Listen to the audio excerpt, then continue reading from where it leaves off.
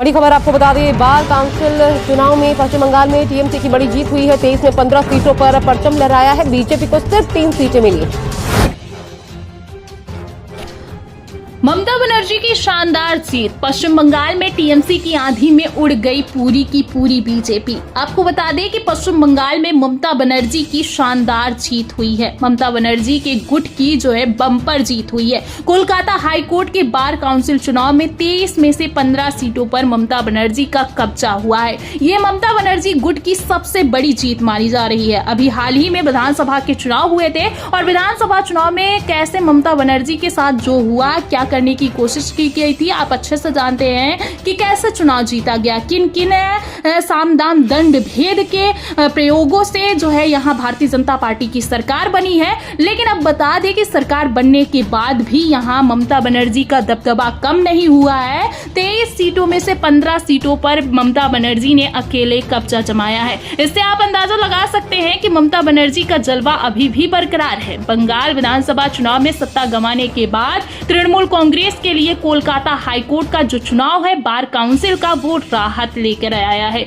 ये बहुत बड़ी जीत है। तृणमूल कांग्रेस के अधिवक्ता प्रकोष्ठ के सदस्य संजय वर्धन ने बताया है कि न्याय नियम के तहत 23 में से 5 सीटों पर महिलाओं के लिए आरक्षित है। इनमें 4 सीटों पर तृणमूल समर्थित उम्मीदवार ने जीत दर्ज की, यानी महिलाओं में 5 में से 4 सीटों पर जीत दर्ज की है। वहीं तृणमूल कांग्रेस ने जो है उनके तृणमूल अधिवक्ता प्रकोष्ठ के प्रत्याशी सुभाषिष चक्रवर्ती को सबसे अधिक वोट मिले हैं। उनके अलावा जो है चट्टोपाध्याय, अंसार मंडल, अशोक देव और इंद्रनील बसु और सिद्धार्थ मुखोपाध्याय जो हैं उनको भी जो कांग्रेस के तृणमूल कांग्रेस के प्रत्याशी थे उनकी भी जीत हुई है। यानी ये एक तौर पे आप देखें तो बहुत बड़ी जीत मानी जा रही है और इस बड़ी जीत के बाद ममता बनर्जी के गुट में खुशी की लहर देखी जा रही है। भारतीय जनता पार्टी में जरूर सन्नाटा पसरा हुआ है। भारतीय जनता पार्टी के मुख्यमंत्री भी सदमे में है, शुभेंदु अधिकारी भी सदमे में है कि आखिर ममता बनर्जी का जलवा अभी भी कैसे बरकरार है। क्यों यहाँ वो साम दाम दंड भेद का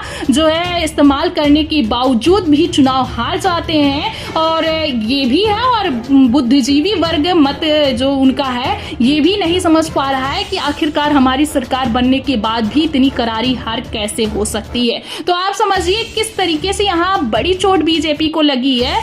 तो आपको बता दें कि ये बीजेपी के लिए तो काफी ज्यादा बुरी खबर है, जबकि टीएमसी का एक बार फिर से कमबैक करना और कांग्रेस के लिए भी, टीएमसी के लिए भी, दोनों के लिए एक राहत की खबर लेके आया है कि जहां जहां बीजेपी का गढ़ है वहां विपक्ष अब अपना परचम लहरा रहा है। गुजरात में भी आपने देखा कि किस तरीके से किसानों ने बीजेपी को धूल चटाई। 15 में से 14 सीटों पर बीजेपी सिमट गई। जो उसका 30 सालों से मजबूत गढ़ था वहां जो है किसानों ने उलटफेर करते हुए एक सीट पर बीजेपी को सिमटा दिया। और पश्चिम बंगाल में भी जो हाल हुआ है भारतीय जनता पार्टी को, 23 सीटों में से 15 सीटों पर भारतीय जनता पार्टी को करारी हार का सामना करना पड़ा है। ये कहीं ना कहीं संकेत दे रहा है कि मोदी लहर अब खत्म हो चुकी है और अब जो विपक्ष की आंधी है, हर तरफ विपक्ष अपना कब्जा जमा रहा है।